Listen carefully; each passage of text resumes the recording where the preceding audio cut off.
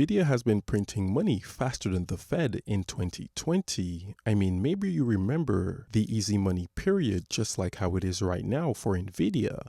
But the party might be over because Meta is in advanced talks to buy billions of dollars worth of Google's TPUs. Normally, they buy boatloads of Nvidia's GPUs, but the thing is, Meta is thirsty for compute, and chips just aren't coming out fast enough. Reports are saying Zuck is negotiating to purchase Google's TPUs in 2027, which is not like Google at all. Normally, Google kept its TPUs locked in-house away from everyone. So selling them to a competitor like Meta can only mean one thing. Google smells opportunity, that opportunity being money. Lots of money. Okay, but why would Meta want to pick Google's chips over Nvidia's? Well, for one, these chips won't run Crisis, but they'll chew through matrix math faster and at way lower power costs than traditional GPUs. Once the market caught up with this news, Alphabet surged towards a $4 trillion valuation. And it just so happens that Nvidia took a hit, down 20% from its peak, while